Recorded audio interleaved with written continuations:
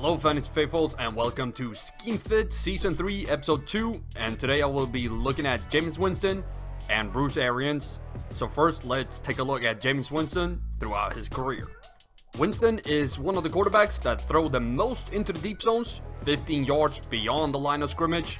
He has 7% of all his throws to each of the deep zones, while he relies on the short left the most, something I love as it usually means fantasy points.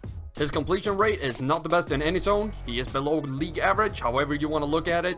74, 73 is manageable, but that 67 is just not good enough for a franchise quarterback that has been in the league as long as he has.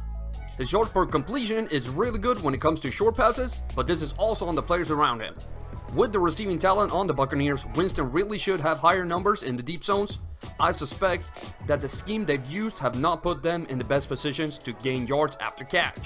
And looking at his notable zones, we have three areas to look in: targeting, completion rate, and yards. The short left is the perfect zone to throw a lot to, while I would have liked to see more over the deep middle, where his completion rate is higher, instead of the deep left, a zone that does not correlate with fantasy scoring too much. For his completion, as I said, he needs to be more accurate in all short zones and keep his deep middle where it is. His yardage in the short zones are really good, while we need improvements in the deep zones. All of them, because they're all below league average. Let us now focus on Bruce Arians. Quarterbacks under Arians have finished 26th, 20th, and 6th in the last 3 years he was coaching, and no quarterbacks has played 16 games. Arians quarterbacks have had the 20th, 3rd, and 5th most pass attempts when he was coaching them in the last 3 years, but his quarterbacks have been some of the most interception prone in the entire league those years. Breaking down the quarterback patterns of quarterbacks that have played under Arians, they have tended towards throwing a lot of deep passes with 7% to both outside zones, just as Winston had. Their short passes have leaned slightly to the left, with fewest passes over the short middle. For accuracy, his quarterbacks have been very accurate to the deep left and middle, while just being below the league average in the short left and middle. They've been a bit more accurate than Winston all across the board though, so if Arians can raise Winston up to his level, that would be a good thing. When it comes to gaining yards, his quarterbacks look almost exactly like Winston. They are below league average in all deep zones and above league average in all short zones. Notable here is that Winston and Arians fits into play calling very well. Winston will be used to all the deep throws and the focus on the short left, while the middle of the field is being neglected. Arians will have to help Winston with his accuracy all across the board, and seeing as Arians started players like Drew Stanton and Blaine Gabbert and their numbers are reflected here, I'm positive that this will happen.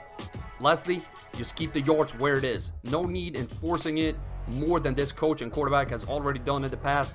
Just erase the accuracy and it will all come together. When it comes to calling pass plays, Arians have called a pass on 49% of his first downs, 60% on second down, and 85% on third down.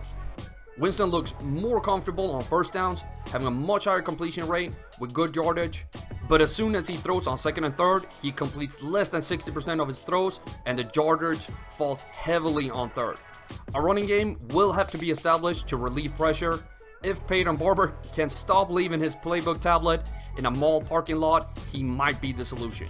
Breaking down their red zone trends, Jameis Winston scored a touchdown on 15% of his red zone throws, 10% below the league average.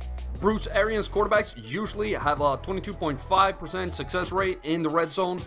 Winston scored 32% of his red zone touchdowns on passes to the short right zone.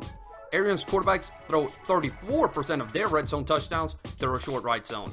I like these numbers a lot, and I think Arians can raise Winston's red zone productivity by 5 to 10%.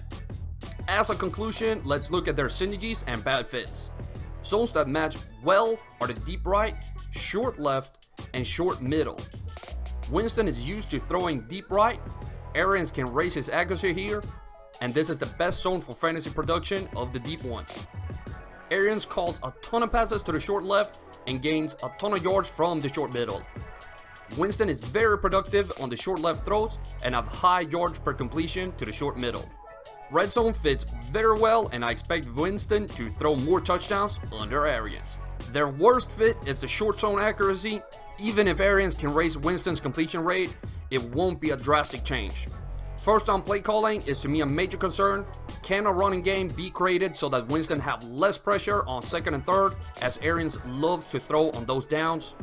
And there will be plenty of interceptions due to all the deep shots. No escaping that with these two.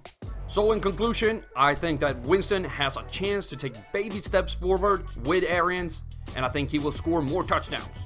As Winston is already a pretty good fantasy quarterback, he will definitely be one that I will look more into for the 2019 season thanks to this analysis.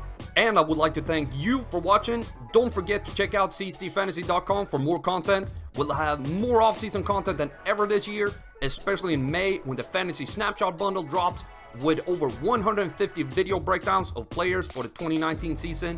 Hit that like button and subscribe, and I'll see y'all again next week.